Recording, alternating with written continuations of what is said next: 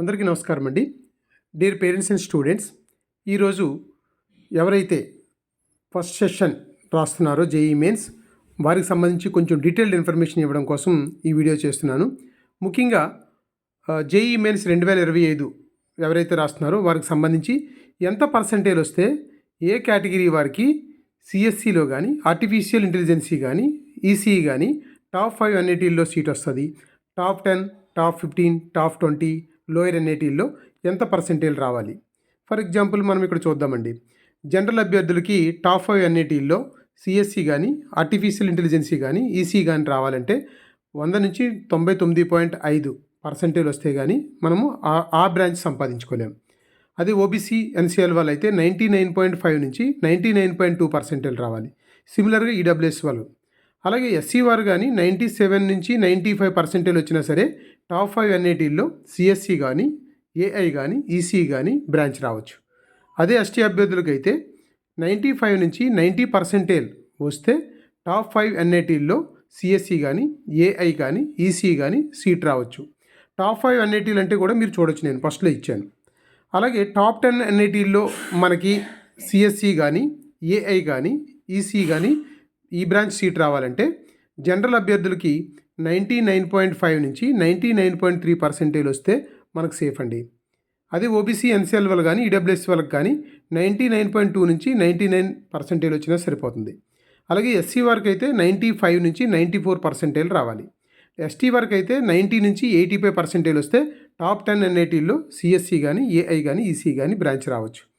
అలాగే top 15 ఎన్ఐటీల్లో general అభ్యర్థులకి 99.3 నుంచి 99.2% వస్తే సిఎస్సి కానీ ఏఐ కానీ ఈసీ కానీ రావచ్చు. పర్సెంటేజ్ అనేది 99 పాయింట్ తర్వాత ఒక 6 డిజిట్లు ఉంటాయి. ఒక 10 to 15,000 మెంబర్స్ ఉంటారు, అంత కాంపిటీషన్ ఉంటుంది. అలాగే సిమిలర్గా టాప్ 15 ఎన్ఐటీల్లో సీట్ రావాలంటే మనము ఇక్కడ ఈ పర్సెంటేజ్ రావచ్చు ఉండొచ్చు అని నేను అనుకుంటున్నాను.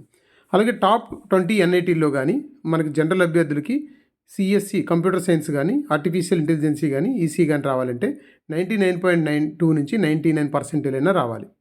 అది ఓబీసీ ఎన్సీఎల్ వాళ్ళకి కానీ ఈడబ్ల్యూఎస్ వాళ్ళకి కానీ 98 నుంచి 97.5% రావాలి. అలాగే ఎస్సీ వరకు అయితే 88 నుంచి 80% వస్తే సరిపోతుంది. ఎస్టీ వరకు అయితే 80 నుంచి 70% వస్తే సరిపోవచ్చు అనుకుంటున్నాను.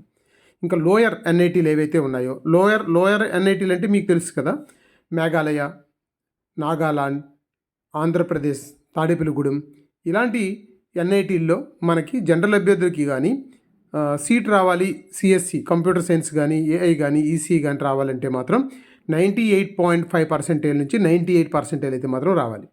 అదే ఓబీసీ అండ్ ఈడబ్ల్యూఎస్ వాళ్ళకి అయితే 97.5 నుంచి 97% రావాలి. అది ఎస్సీ అభ్యర్థులకి అయితే 80 నుంచి 75% రావాలి. ఎస్టీ వారికి అయితే 75% నుంచి 65% వస్తే లోయర్ ఎన్ఐటీల్లో మనకి ఈ టాప్ బ్రాంచెస్ ఏవైతే ఉన్నాయో సిఎస్సి కానీ ఆర్టిఫిషియల్ ఇంటెలిజెన్సీ కానీ ఈసీ కానీ రావచ్చు అనేది నా ఎజంప్షన్. నేను చాలా ఎనాలిసిస్ చేశాను.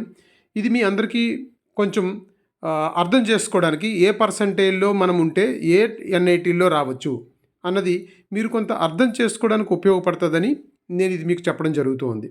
నేను గత 3-4 ఇయర్స్ పర్సంటేజ్ అన్నీ చూసి అవన్నింటినీ ఈ సంవత్సరం ఉన్న కాంపిటీషన్ దృష్టిలో పెట్టుకొని ఈ యొక్క టాప్ 5 ఎన్ఐటీలు అంటే తిరుచి కానీ సూరత్కల్ కానీ రూర్కెల్లా, వరంగల్, కాలికట్ ఇవన్నీ టాప్ 5 ఎన్ఐటీలు. టాప్ 10 అయితే నాగపూర్, దుర్గాపూర్, సూరత్, జైపూర్, అలహాబాద్, కురుక్షేత్ర ఇవన్నీ కూడా టాప్ 10లోకి వస్తాయి. ఈ విధంగా మీరు గమనించుకోవచ్చు. అలాగే టైర్ 2కి సంబంధించి జలంధర్ ఇవన్నీ కూడా వస్తాయి. అయితే మనం తర్వాత ఇంకో విషయం చూడాల్సింది ఏంటంటే ఎన్టీఏ వాళ్ళు కండక్ట్ చేసేటువంటి ఏదైతే ఈ జేఈఈ మెయిన్స్ ఉందో దీనిలో లాస్ట్ ఇయర్ కట్ ఆఫ్ చూస్తే జనరల్ అభ్యర్థికి 93.2% వస్తే కానీ వాళ్ళకి జేఈ అడ్వాన్స్ క్వాలిఫై కాలే. అది ఈడబ్ల్యూఎస్ వాళ్ళకి అయితే 81.3% రావాల్సి వచ్చింది. ఓబీసీ వాళ్ళకి అయితే 79.7% రావాల్సి వచ్చింది. ఎస్సీ వరకు అయితే 60, ఎస్టీ వరకు అయితే 46.6% రావాల్సి వచ్చింది. 2023లో చూడండి ఎంత తక్కువకు వస్తే జేఈ అడ్వాన్స్ క్వాలిఫై అయ్యారు. 2022లో చూడండి ఇంకా తగ్గింది. 2021లో చూడండి ఇంకా తగ్గింది. మళ్ళీ 2020లో కొంచెం ఎక్కువ ఉంది. కారణం ఏంటంటే 2023, 2022, 2021లో కరోనా ఉంది. ఈ 3 సంవత్సరాలు కరోనాలో స్టూడెంట్స్ అందరూ ఇంటి దగ్గర నుంచే ప్రిపేర్ అయ్యారు కాబట్టి కొంచెం తక్కువ పర్సెంటేజ్ అయినా క్వాలిఫై అయ్యారు. బట్ లాస్ట్ ఇయర్ చూస్తే కరోనా లేదు కాబట్టి ఆ బ్యాచ్ కొంచెం ఎక్కువ పర్సెంటేజ్ వస్తే కానీ వాళ్ళు క్వాలిఫై కాలేకపోయారు. మరి ఈ బ్యాచ్కి కూడా కరోనా లేదు. ఈ బ్యాచ్ కూడా ఇప్పుడు ఎవరైతే రాస్తున్నారో జేఈ మెయిన్స్ వీళ్ళు మొత్తం 8th నుంచి కూడా వీళ్ళు కరోనాకి ఎఫెక్ట్ కానటువంటి స్టూడెంట్స్ వీళ్ళ క్లాసెస్ అన్నీ రెగ్యులర్గా జరిగాయి. బాగా ప్రిపేర్ అయ్యారు. 14 lakh మెంబర్స్ కాంపిటీషన్ ఉంది. మరి ఇంతమంది కాంపిటీషన్లో జేఈ మెయిన్స్ 2025 కట్ ఆఫ్ నేనేం ఊహిస్తున్నానంటే జనరల్ అభ్యర్థులకి 95.2% ఉండాలని, ఈడబ్ల్యూఎస్ వాళ్ళకైతే 85.2% ఉండాలని, ఓబీసీ వాళ్ళకైతే 84% ఉండాలని, ఎస్సీ వరకు అయితే 62.5% ఉండాలని, ఎస్టీ వరకు అయితే 50% అయినా రావాలని. ఈ విధంగా పర్సంటేజ్ మనం కానీ తెచ్చుకుంటే 14 లక్షలు ఎవరైతే రాస్తారో జేఈ మెయిన్స్లో వాళ్ళు జేఈ అడ్వాన్స్కి 2,50,000కి కట్ ఆఫ్ అవుతారు. ఆ 2,50,000 మంది జేఈ అడ్వాన్స్కి క్వాలిఫై వాళ్ళు జేఈ అనే ఐఐటీలకి ఎగ్జామ్ రాస్తారు. ఇది కూడా మన కేటగిరీ వైజ్గా ఉంటుంది. చూశారు కదా, జనరల్ అభ్యర్థికి అయితే 95 రావాలి కంపల్సరీగా. ఈసారి లాస్ట్ టైం 93.4 దాకా ఉందండి. అలాగే ఎస్సీ వరకు ఎస్టీ వరకు అయితే లాస్ట్ టైం చాలా తక్కువకి వచ్చింది, వాళ్ళు క్వాలిఫై మార్క్ ఉంది. ఈసారి ఇంకా పెరుగుతుంది.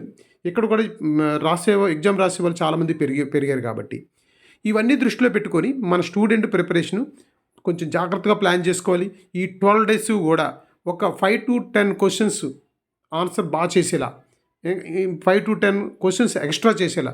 5 క్వశ్చన్స్ అంటే 5 4 5 4 20 మార్కులు వస్తాయండి. 20 మార్కులు అంటే చాలా మంచి పిచ్చింగ్. కాబట్టి మీకు ఈ వీడియో నచ్చితే లైక్ చేయండి, షేర్ చేయండి.